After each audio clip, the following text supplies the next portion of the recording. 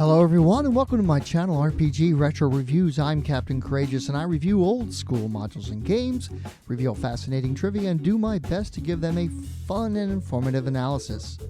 First of all, to all of you out there, I hope you're doing well and staying safe during this time of crisis. As it turns out for me, with my DJ business, things are kind of shut down until further notice here in Maryland. So I guess I will be using my free time here to make some videos. Old man, what are you doing in this temple of evil? I am the last priest king of Detechuan Temple. What do you seek? We have come to rescue Lord Easterling. You must pass 3 trials. First, the trial by combat. Watch the doors! Must slay you all. Die, humans. Warrior, watch your back! Please keep your back to the wall! This week, I'll be taking a look at the 1994 release of the First Quest box set for the second edition of the Advanced Dungeons & Dragons game. This voluminous box set game came with a rules booklet, a monsters and treasure book, an adventure booklet for the Dungeon Master only, a cleric spellbook, and a wizard spellbook. One double-sided color map sheet with 4 different maps on it, a CD in its case, a Dungeon Master screen, 6 player cards, 1 player aid card, and 1 town map card, 6 player character figures, 7 dice, and a really cool poster. So, the First Quest box set was part of TSR's restructuring of the Dungeons & Dragons line. The rules cyclopedia for the basic game had come out in 1991, and the last D&D introductory set came out in 1994 with the classic Dungeons & Dragons logo. The intent was to move away from the dual branding of Dungeons & Dragons and go strictly with Advanced D&D as TSR's lead fantasy product. This didn't really stick, however, as TSR would release one last basic D&D game still under the classic moniker in 1998. So let's pull the lid off of this baby and take a closer look at what's inside. The rules booklet, what there is of it, is only 16 pages with cardstock covers. There are no character creation rules. The races are human, elves, and dwarves, and the classes discussed are the 4 basic: cleric, fighter, rogue, and wizard. The book opens up with a discussion on the Dungeon Master and what is expected of the player taking that role, and moves to the basic rules, which is sort of funny since there is an 18-page rulebook. How advanced can you really get? Essentially, the expanded rules go into further detail on combat with rules on surprise, and then each of the class abilities. It's all well explained and easy to follow. The equipment list, armor and armor class, weapons, and damage are shown. In a nice move, there is a complete equipment list printed on the back page of the rule book. Next up is the Monsters and Treasures book, and it's just that, a kind of mini monster manual and a list of the most common treasures found in the game. The artwork here, I think, is pretty much reused from the second edition Monstrous Compendium. The cardstock book is 58 pages long, and with 2 monsters per page, details 46 of D&D's most iconic monsters. Giant bats, bugbears, carrion crawlers, gelatinous cubes, goblins, zombies, and more are listed. Certainly enough baddies to throw at prospective new players and keep them busy for potentially months of play. Then there are the 2 spell books, one for clerics and the other for wizards. These do not have cardstock covers, so if your players are the clumsy and rowdy sort, you'd best keep an eye on them, or these things will be torn up in no time. There are 12 wizard spells per level for spell levels 1 to 3, and 10 cleric spells per level for cleric spell levels 1 to 3. Certainly more spells than the player characters would use in this book, since the player character levels only go up from 1 to 3. But not with the rules, but with character cards. The character cards are basically pre-generated characters with some reused TSR stock art on one side and rules for using the characters on the other. So, for example, there is Beldar the Brave, a human fighter, and on the back are rules on what a fighter can do. Each of the races and classes is represented. There is Delvar Iron Fist Dwarf, a card using stock art from a cover of the Crystal Shard. Morganth the Mysterious, a wizard, clearly using stock art of Fizbin the Fabulous from the Dragonlance series. Lordan the Pure, a cleric, with what looks like more Dragonlance stock art. Slinker the Thief, and Silverleaf Halfmoon, a dual-class elven fighter wizard, for a total of 6 player characters. In addition, there are 6 pretty cool plastic miniatures, very suitable for painting, included. There is a 3-panel Dungeon Master screen with wonderful artwork by Jeff Easley, but the interior sections are very specific to this box set, with short blurbs that cover the procedures for the rules outlined in the rulebook, so there's not much utility for this thing if the player elects to move on to the full 2E game, which is a real shame as the player-facing artwork is really cool. Next up is the Adventures book, and really this is the meat of the product. There are 4 different adventures included: the Tomb of Damara, the Ghost of Harrow Hill, Across Wild Space, and Under Mount Dread. The included audio CD has narration to aid a beginning Dungeon Master for the first 2 adventures, but the contents of those tracks are summarized in the sidebar for each section, so you really don't need the CD to play them. Also included for each adventure are some very nice, high-quality, color poster-size maps made to scale for the included miniatures. The Tomb of Damara is a short, very railroady adventure in which the players must explore an ancient tomb, fight an ogre named Bone Gnasher, rescue an elf lord, and recover an orb of dragon kind. Not bad for a group of new adventurers. While probably not of interest to more experienced players, it's a fine first adventure. The inclusion of the poster map and miniatures certainly makes for some toy value and eye candy.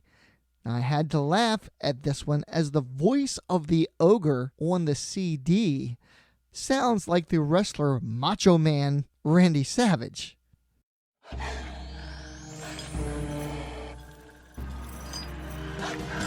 Silence!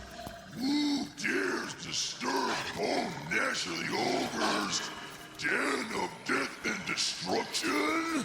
A bunch of puny humans? Ugh.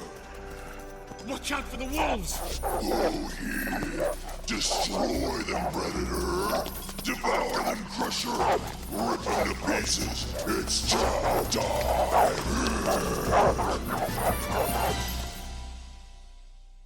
The second adventure is the Ghost of Harrow Hill. The players are caught in a storm and end up trapped in a haunted house. It's basically the plot of Castle d'Amberville, but greatly scaled down and simplified. Once again, you really don't need the CD to play this adventure, though there are some mood-setting tracks. The only issue is that the player characters are voice acted also. Now, the voice acting isn't bad in my opinion, and you can definitely get a chuckle by listening to these even if you actually don't use it in the game.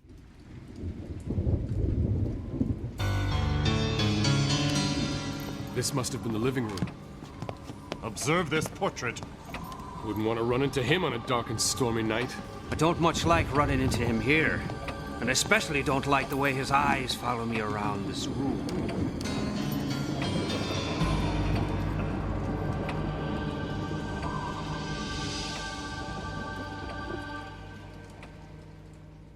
The weird thing is that the actors don't use the name of the characters from the character cards.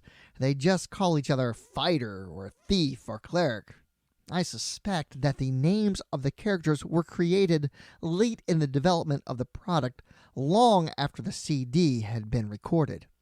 The third adventure is kind of weird. Across Wild Space is a Spelljammer adventure whereby the PCs are hired by a gift captain named Blotimus, who hires the heroes to crew his ship and rescue his previous crew who have been captured by the spider-like Nyogi. The map is also interesting in that it depicts 3 asteroids and a dragon ship. Each is a separate encounter, so the players have to imagine that the other locations don't exist. Basically, the DM sets out the map and asks the players where they'd like to go. If they choose the dragon ship, they can't go there until they have gathered the clues on the other 3 asteroids. Finally, the last adventure is Under Mount Dread. It's your basic dungeon crawl, and there's no plot laid out as that is left up to the DM to involve the players. There are 2 levels to the dungeon. The first level has another miniature scale poster map, and the second level describes 7 encounters that can take place there, but no map is provided other than a blank sheet of graph paper, and the DM is left to map this part of the dungeon. All in all, the 4 adventures are pretty interesting, each one showing the breadth of the type of adventures one might have in the AD&D game. The full potential of the CD really isn't utilized here, in my opinion. Given the expense and time taken to make it, one would think that some tracks would have been provided that had utility after the adventures in the box set were exhausted. As it is, they really aren't even needed to run the included adventures. However, that's not my biggest issue with this box set. The first 2 tracks of the CD, the first of which I played for you in the beginning, describe a really cool adventure setup. A group of adventurers traipsing through an insect-infested jungle to find a step pyramid, the Temple of the Priest King, in which the heroes must infiltrate to rescue Lord Eastling. Track 1 is a total of 9 minutes, and track 2 is 4.5 minutes long. Track 1 is the player's version of the events, and then track 2 is a dramatization, which I'll play for you now.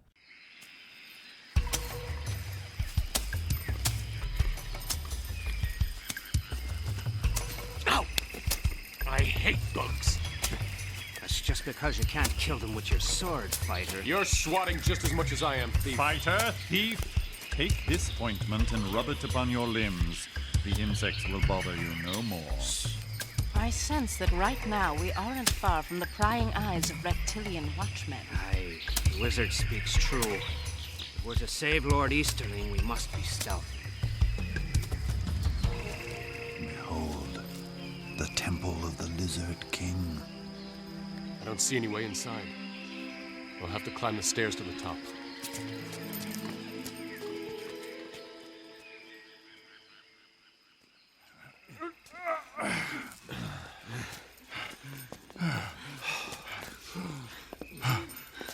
That was a lot of steps.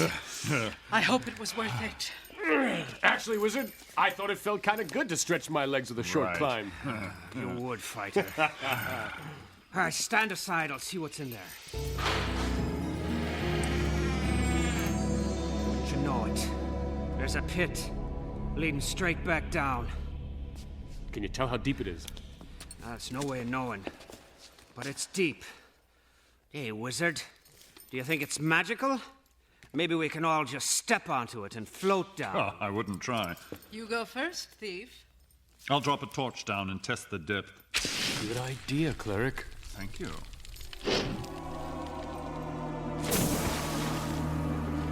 Did you see that? Crocodiles. I bopped one of them. Good shot. The pit must be at least 100 feet deep. I saw a side tunnel about halfway down. I saw it too. Now, how do you propose we get down there? That's easy. We just climb.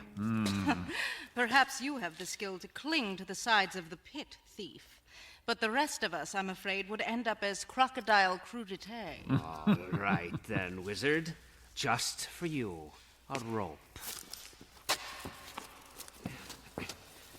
There. I'll go first. I'll go next. Well, cleric, it's just the two of us left. I'd watch my step. All right, I'll go. I'll catch you, wizard! Thank you. Thank you, fighter. I owe you my life.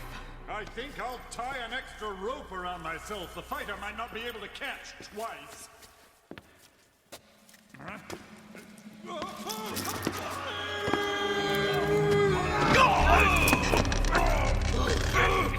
Well, cleric, it's a good thing you used that extra rope. Oh, just pull me in, thief!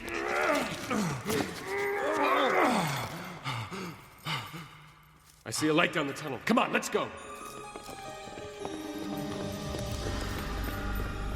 Who's the old man on the throne? Old man, what are you doing in this temple of evil? I am the last priest king of Detejuan Temple. What do you seek?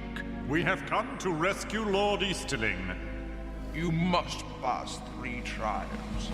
First, the trial by combat. Watch the doors!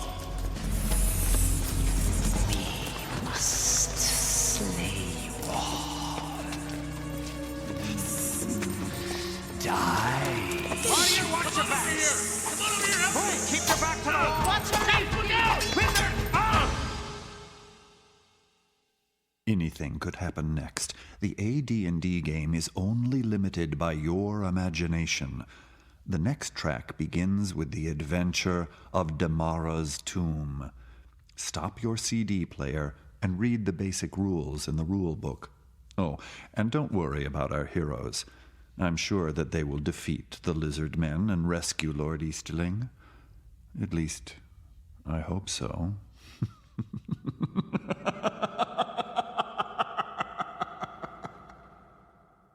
So for a total of about 15 minutes is dedicated to this adventure's beginning, but the darn thing is not included in the box set. A map of a step pyramid and the whole background leading up to Lord Easterling's kidnapping and the 3 trials sounds like great fun. Back in the 90s, I actually drew out the map and filled in the details for my own game. Did any of you out there ever do this? For those of you who might have had this box set, I'd love to hear your ideas and how you played this out with your friends. So please leave that in the comments below. Getting this one in print from eBay isn't that difficult. It runs around $35 to $75 depending on condition and completeness. A lot of them are missing the audio CD, so if you are intent on getting that, be careful. Drive-Thru RPG has an excellent scan of this set. It has individual files for the books and maps, and the audio files come with it. If that wasn't enough for you, it's also available for print on demand. You can get the PDFs with the audio files only for just $9.99, or the PDFs, the audio files, and a print version for only $21.99, which I consider to be a pretty good deal. As mentioned earlier, the artwork for this is all top-notch and mostly stock art from other TSR products, but there are some great cover art contributions by the always dependable Jeff Easley and an interior artwork by Jeff Butler, much of it actually depicting scenes from the adventures provided. So let's go ahead and take a look at the First Quest box set for the 2nd edition Dungeons & Dragons game on my D20 rating system of style, presentation, and value. Style-wise, this one definitely ups the game. The Jeff Easley artwork always increases the style rating on even a bad product. Everything is neatly presented. The soft covers of the spell books is a bit of a downer to an otherwise quality production. Interestingly enough, a few years later, this set was redone as Introduction to Dungeons & Dragons to match the new trade dress for 2nd edition Dungeons & Dragons. If you've seen that, know that it's the exact same product, just with different covers. In that set, the spell books are finally given cardstock covers. I'll rate this a 19. Presentation for this product is, well, functional. It's really just a straightforward, by-the-numbers introductory set. It's like someone at TSR said to a team of people, "Go make an introductory set for 2nd edition Dungeons & Dragons." And that's what they did. It's efficient, but in my opinion, it lacks passion and creativity. Stock artwork, by-the-numbers basic adventures, efficient but bland explanation of the various rules, and the worst offender, the CD, fails to capitalize on its potential. You listen to the CD and the voice actors are actually doing a great job. The voice and sound effects production are very good, yet completely non-essential to the product it's included in, and worst of all, has no utility after the possibilities of the included adventures are exhausted. There's no isolated sound effects, no cool adventure music or combat music or anything of the sort, and that's really a shame, because clearly the resources were at hand to do so, just not the creative spark needed to make it happen. The set lacks the passion of older introductory sets created by individual TSR greats like Holmes, Maldvay, Cook, or Menser. So, for that reason, I'm going to rate this a 10. Lastly, let's look at value. There's a lot packed into this box. It originally retailed for only $30 when it was released, and considering that you get miniatures, some cool poster maps, and 4 adventures, it's reasonably priced. If you were looking to get into D&D in the 90s and in the 10 to 14-year-old range, you could have a lot of fun with this set. The problem here is that there are no character creation rules, though the rules potentially could allow for characters up to 5th level, given the spells included. If you move over to the full AD&D game, virtually nothing included here has utility. The very cool DM screen is only useful for the box set. The CD is useless. The rules themselves can't be used, obviously, though you could definitely get by with a Frankenstein kind of game where you buy the player's handbook to create characters and continue to use the rulebook from the box set, while obviously the monster book will be useful until you get the full monster manual. The cool poster maps might be reused for new adventures or just hung on the wall for decor, so it's a mixed bag.